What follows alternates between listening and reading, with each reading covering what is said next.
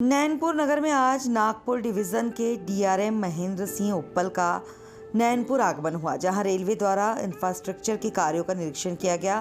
साथ ही railway station परिसर पर समस्त संगठनों से चर्चा की गई। इसी दौरान सिवनी निवासी अधिवक्ता मोहम्मद आसिफ इकबाल जबलपुर उच्च न्यायालय में कार्यरत हैं।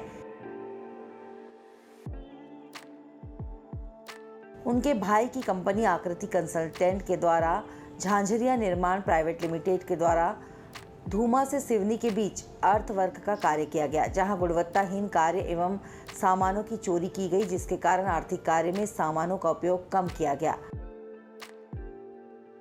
इसकी जानकारी सूचना के अधिकार के तहत मांगी गई, जिसके लिए मोहम्मद आसिफ इकबाल ने डीआरएम से चर्चा की। चर्चा के दौरान उन्होंने कहा कि विभागीय अधिकारी के द्वारा मार्क करवाकर आरटीआई जमा कर दीजिए, जिसके बाद आवेदक संबंधित विभाग के डिप्टी चीफ इंजीनियर मनीष लावल के द्वारा आवेदन देने से इनकार कर दिया गया। साथ ही आवेदक के साथ बदसलूकी की गई। वहीं रेलवे के उच्च अधिकारी में से एक मनीष लावनकर के द्वारा भारत सरकार के नियमों से खिलवाड़ कर सूचना के अधिकार का उल्लंघन किया गया। वहीं आवेदक ने कहा कि उनके द्वारा उच्च न्यायालय में अपील कर कार्यवाही की मांग शासन से करेंगे एवं रेल मंत्रालय को पत्र लिखेंगे और कड़ी कार्यवाही की बात कही।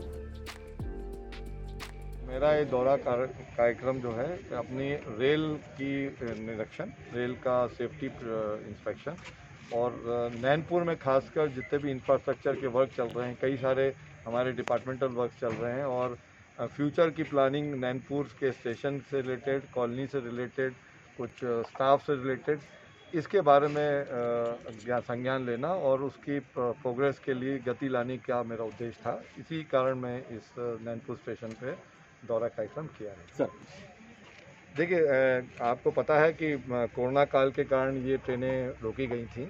अब स्थिति काफ़ी अच्छी दिखती है और ये बात अलग है कि आप लोग मास्क अभी थोड़ा सा नीचे कर देते हैं। जी तो बट यकीनन हम इसमें प्रयासरत हैं और हम इस डायरेक्शन में सही समय पे ये मंजूरी हमारी तरफ से, डिवीज़न की तरफ से हम प्रोसेस करेंगे और अभी जो परिस्थिति है बड़ी अनुकूल है, तो हम इसका जल्द से जल्द प्रयास करके ट्रेन चलाने की कोशिश करेंगे। अन्य जोनों में पैसेंजर ट्रेन एक्सप्रेस तो चली, ये सौगात जबलपुर से मंडला और जबलपुर से नैनपुर और बालाघाट, तिरोडी, कटंगी, इस एरिया को हम कनेक्ट कर देंगे। कब तक सर? मतलब एग्जैक्ट डेट तो तब आती जब देखिए ट्रेन चलाने का जो असली वो है परमिशन है, वो हमारी तरफ से प्रपोजल जाता है हेडक्वार्टर को, हेडक्वार्टर से भी बोर्ड जाता है, railway board, ministry of railway ये डिसाइड करती है कि कब चलाना है, कौन सी तारीख को चलाना है। और बेसिकली ये ministry of health affairs, home affairs के संज्ञान में लेते हुए और स्टेट गवर्नमेंट के गाइडलाइंस के तहत ही ये काम किया जाता है। तो हम इस आगे बढ़ रहे हैं और यकीन मानिए कि हम जल्द से जल्द ट्रेन चालू करेंगे। इसलिए नहीं देता क्योंकि वो परमिशन सिर्फ हमारे हाथ में नहीं, अगर परमिशन रेल मंत्रालय को देनी है तो वो समय मैं एग्जैक्ट डेट नहीं बता सकता, बहुत जल्दी ही वो चालू की जाएगी। सर जैसे यही है, रेलवे को प्रॉफिट है, उसमें कोई दो राय नहीं है कि गुड्स ट्रेन से ही रेलवे को प्रॉफिट है। तो क्या पैसेंजर ट्रेन से नहीं है सर? नहीं, पैसेंजर ट्रेन से जो हम अर्निंग करते हैं, ये मतलब हमारे जो टोटल जो हमारी कॉस्टिंग होती है, जितना कॉस्ट हम लागत लगाते हैं एक पैसेंजर ट्रेन को चलाने में और एक गुड्स ट्रेन को चलाने में, हमारी अर्निंग पैसेंजर ट्रेन से कम होती है as compared to goods train. तो हमारी रियल अर्निंग जो है वो गुड्स ट्रेन से है, वो एक अलग बात है, अर्निंग एक अलग बात है, but we are also a social organisation. मैं सबसे पहले तो डीआरएम साहब से मिलके मुझे बहुत खुशी हुई कि उनकी वर्किंग आप सब लोगों ने भी देखा होगा कि सवेरे आए और पूरे जहाँ से पूरा कॉलोनी है उसका सबका भ्रमण भी किए उन्होंने और जाकर के वो पूरा देखे भी। मैंने जिस तरीके से मिली सर के साथ, तो जो समस्याएं थी हमारी रेल से संबंधित मंडला ज़िले के, तो वो सारी समस्याओं को मैंने एक एक समस्याओं को अवगत कराई।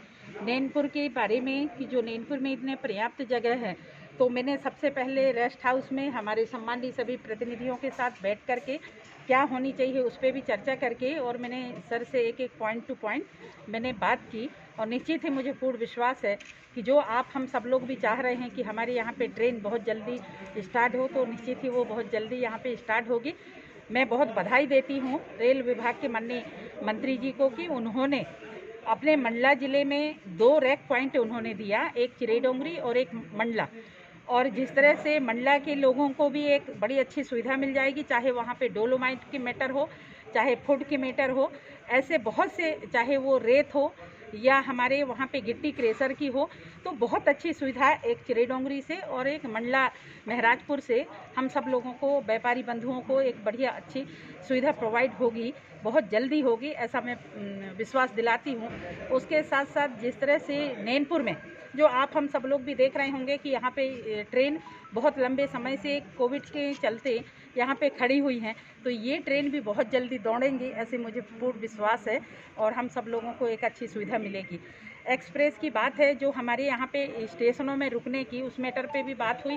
दूसरे में जो ओवर ब्रिज, अभी बरसात के समय में जो ओवर ब्रिज बने हुए हैं उसमें पानी का जमाव है, तो ऐसे चलते में किसानों को आने जाने में भी काफ़ी सुविधा हो रही थी, उस मैटर पे भी मैंने बात की। उसके साथ साथ लिमरुआ स्टेशन है और बाकी बीच बीच में जो स्टेशन है वहाँ पे, चाहे वो लिमरुआ स्टेशन की बात करें या महराजपुर की बात करें, चिरेडोंगरी की बात करें, तो वहाँ पे भी हाई मास्क बड़ी ऐसा लगे ताकि लोगों को, यात्रियों को किसी प्रकार की स्टेशन में कोई असुविधा ना हो, उस मैटर पे बात हुई।